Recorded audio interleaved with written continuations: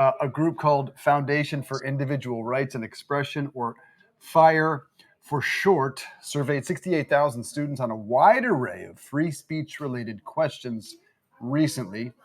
Ryne Weiss is the director of research for FIRE. Ryan, let's jump to the meat of your study. A third of students said violence is an acceptable way to stop a speaker they do not agree with. Tell us more. Yeah, and that stat is even more disturbing when you consider that just a couple years ago it was only 1 in 5. Now we're up to 1 in 3. The largest gains in that stat were among people on the right who had a lower acceptability for violence as long as we had done the survey. Now they're on par with their counterparts on the left.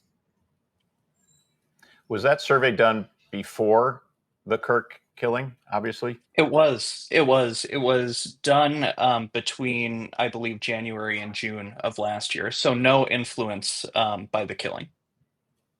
Ryan, what do you mean by what do they mean by violence? I Yeah, mean, did what you is define it for violence? them? Yeah. What does that even mean?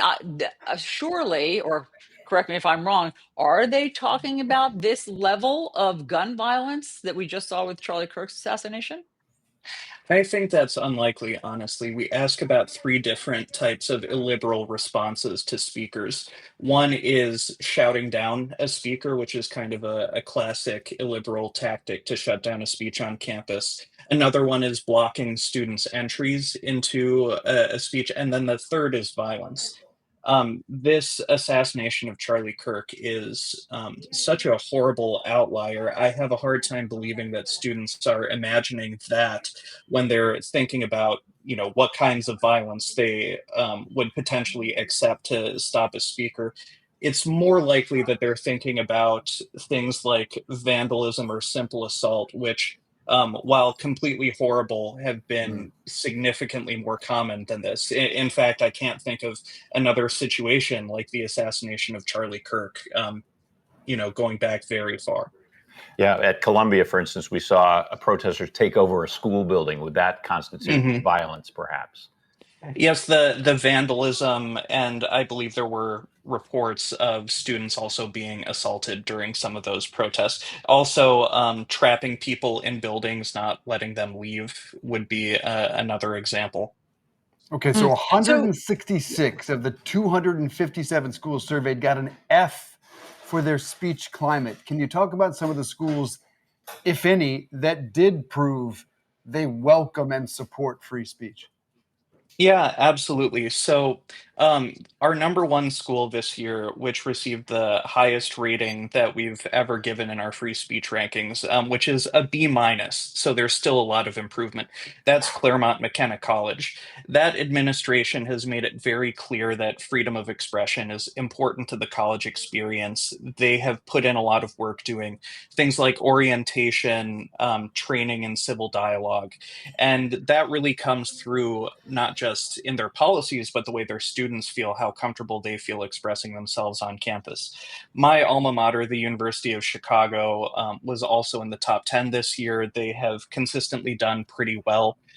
They're relatively famous for having introduced the Chicago Statement, which is considered the gold standard for a commitment to free speech, and the Calvin Report, which is a commitment to institutional neutrality, where the school commits to not taking stances on political issues that aren't core to the functioning of the university. This year, we started giving a bonus to schools that adopted either the Chicago Statement or institutional neutrality. So, yeah, as far as consistent frontrunners, Claremont McKenna, University of Chicago, and Purdue all consistently do very well on our rankings. What about on the bottom? On the bottom this year, Barnard, Columbia's sister school, did the worst, with Columbia just barely above them.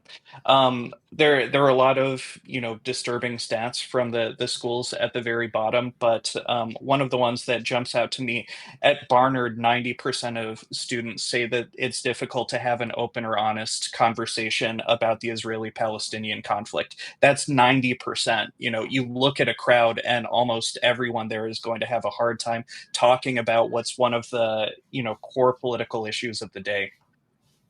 Brian, this is so fascinating. I mean, tell us some other criteria that you use in order to judge whether a school celebrates free speech. So that's a great one. I mean, I understand what you're saying there about Barnard, but how do you define? I mean, it's easy to put out a statement. It's easy to say we adhere to this statement, but what do the students say it's like on campus if free speech is actually being practiced? Yeah, absolutely. So there are three main categories that we're looking at when we're ranking these schools. One is the school's policies, so whether or not they have any rules on the book that hamper free speech. Another is student opinions and attitudes about free speech, so how comfortable they feel expressing themselves on campus. What kinds of illiberal tactics like violence, blocking, shouting down speakers that they feel are acceptable, which kinds of speakers on the left and right they feel the university should allow on campus. So that's the student portion, that's the policy portion. The third portion is how the school responds to speech controversies. So when students come and try and get one of their peers expelled, when forces from off campus are trying to get a faculty member fired for their protected speech, when students try to shut down a speaker on campus, what happens? Is the school protecting speech in those situations?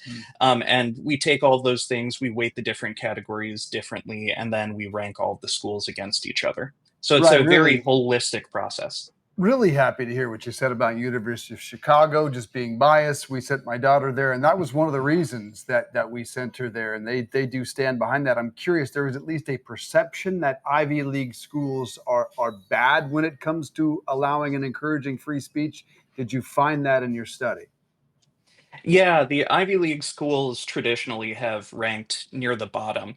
The top ranking Ivy League school this year, I believe, was Yale at 58, which is a, pretty respectable place, almost in the top fifth of schools. But for the last 2 years before this year's rankings, Harvard was in last place. This year, they're not in last place. They're 245th out of 257. So still, not covering themselves in glory. University of Pennsylvania has also consistently been near the bottom. But we've seen also Dartmouth improve a lot under the leadership of their new president. Um, One of the really important things that we see is that university leadership does really matter here. When a new president comes in and takes freedom of expression really seriously, when they signal to their students that this, free speech isn't just allowed on campus, it's a really core part of the campus experience, we tend to see that school rise a lot in the rankings. Ryne Weiss, we appreciate you joining us from FIRE.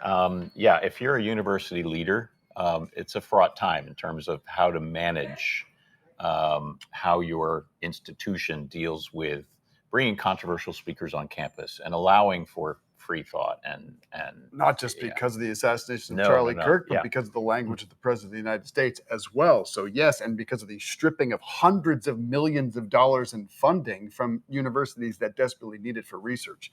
Great point, Jim.